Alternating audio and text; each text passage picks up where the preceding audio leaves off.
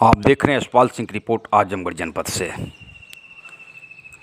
खबर आ रही है आजमगढ़ जनपद के जीयनपुर थाना क्षेत्र से। हेडमास्टर की संदिग्ध परिस्थितियों में ले ली गई जान। जीयनपुर कोतवाली क्षेत्र के रसूलपुर नरईपुर गांव निवासी 40 वर्षीय सूर्यनाथ राम हरैया ब्लॉक के प्राथमिक विद्यालय रोहुआर में हेडमास्टर के पद पर तैनात थे। परिजनों ने बताया कि वह बुधवार की सुबह 5 बजे घर से टहलने के लिए निकले थे। नरईपुर बाजार के पास एक ढाबा के समीप खड़े ट्रक के नीचे उसका शव मिला। घटनास्थल से मात्र 200 मीटर की दूरी पर हेडमास्टर की चप्पल पड़ी हुई थी। घटना की सूचना मिलते ही परिवार में कोहराम मच गया। मौके पर पहुंचे परिजनों ने हत्या का आरोप लगाते हुए आजमगढ़ गोरखपुर मार्ग को 11 बजे तक जाम कर दिया। आजमगढ़ गोरखपुर मार्ग जाम होने पर सड़क पर वाहनों की लंबी कतार लग गई। घटना की सूचना पर पहुंची पुलिस आक्रोशित लोगों को समझाने बुझाने में लगी रही। एसडीएम सगड़ी बागीश कुमार शुक्ला और सीओ निष्ठा उपाध्याय के समझाने पर 2 घंटे के बाद जाम समाप्त हुआ। वहीं आजमगढ़ जनपद के मुबारकपुर थाना क्षेत्र से भी खबर आ रही है। हत्यारोपी के निशानदेही पर पिस्टल बरामद कर लिया गया। मुबारकपुर थाना में चर्चित अंगद हत्याकांड का मामला अभी ठंडे बस्ते में नहीं गया है।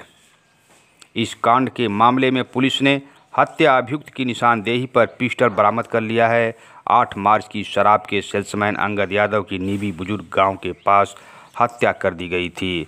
ललई ने कोर्ट में सरेंडर कर दिया और उसके निशानदेही पर पिस्टल को बरामद कर लिया गया है। वहीं जहानागंज थाना क्षेत्र से भी खबर आ रही है। राजगीर की गला दबाकर ही हत्या कर दी गई थी। यह रिपोर्ट मैं नहीं बल्कि पोस्टमार्टम रिपोर्ट बता रही है। क्षेत्र के बड़ौला ताल में घने बने शव दाहगृह के पास सोमवार को मिले राजगीर की शव के पोस्टमार्टम रिपोर्ट गला दबाकर हत्या किए जाने की पुष्टि। मृतक का उसके भाई से रुपए के लेन देन को लेकर विवाद में चल रहा था। हत्या के मामले में मृतक के पुत्र ने चाचा को नामजद किया था। पोस्टमार्टम रिपोर्ट आने के बाद पुलिस जांच में जुट गई और जांच पड़ताल के बाद पता चला कि इसकी गला दबा करके ही हत्या कर दी गई थी। मृतक के पुत्र दीपक चौहान ने आरोप लगाया कि उसका खेत एनएच में गया था। मुआवजा का रुपया दादाजी के खाते में गया था। दादाजी के निधन के बाद रुपये को लेकर चाचा और उसके पिता में अक्सर विवाद होता रहा। वहीं आजमगढ़ जनपद के सठियाव क्षेत्र से खबर आ रही है। चिलचिलाती हुई इस कड़ी धूप में उत्साहित प्रत्याशी पर्चा दाखिल करते हुए दिख रहे हैं। कड़ी सुरक्षा बीच शुरू हुआ नामांकन प्रक्रिया। सठियाव के 84 ग्राम पंचायत एवं 114 क्षेत्र पंचायत और 1060 सदस्यों के लिए बुधवार को सुरक्षा व्यवस्था के बीच नामांकन प्रक्रिया शुरू हुई। इस दौरान कोविड-19 की गाइडलाइन के मुताबिक सुरक्षा के सारे प्रबंध किए गए थे। मुख्य गेट से प्रवेश करते ही सैनिटाइजर से हाथ धुलवाया जा रहा था। इसके बाद थर्मल स्कैनिंग मशीन से तापमान मापने के लिए एक कर्मचारी भी लगाया गया था, लेकिन वह सिर्फ बैठा हुआ था।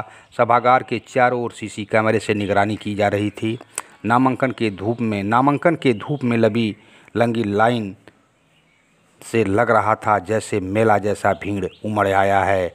इस कैंपस में सुरक्षा व्यवस्था के मद्देनज़र 1 निरीक्षक, 4 उप निरीक्षक, 40 सिपाही और 6 महिला सिपाही तैनात थे। वहीं पूर्वी गेट पर मुबारकपुर थाने के एसएसआई देवेंद्र कुमार सिंह मोर्चा संभाले हुए थे। वहीं जहानागंज थाना क्षेत्र से भी खबर आ रही है।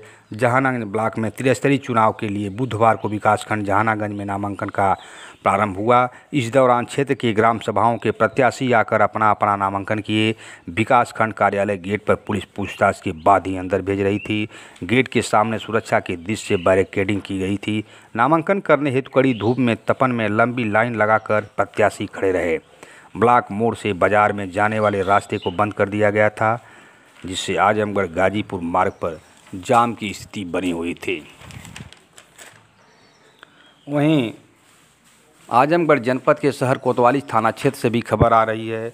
कोतवाली में हंगामा करने पर 150 लोगों के खिलाफ हुआ मुकदमा दर्ज। पुलिस ने 150 अज्ञात लोगों के खिलाफ मुकदमा दर्ज करके प्रदर्शनकारियों की धड़कन बढ़ा दी है। मास्क न लगाने पर सर्राफा व्यवसायी की पिटाई के बाद कोतवाली परिसर में हुए बवाल और लाठीचार्ज के मामले में पुलिस ने कांग्रेस जिला अध्यक्ष प्रवीण सिंह, छात्र नेता शिवम दुबे, मनोज जायसवाल, राजीव तलवार सहित 150 लोगों पर शहर कोतवाल के गुप्ता की तहरीर पर देर रात मुकदमा दर्ज कर दिया। पुलिस ने हत्या के प्रयास, पुलिस पर हमला, सरकारी कार्य में बाधा सहित 16 संगीन धाराओं में कार्रवाई की है।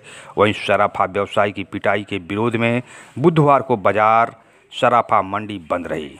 मातबरगंज चौक समेत अन्य बाजार दोपहर 12 बजे के बाद खुल गए।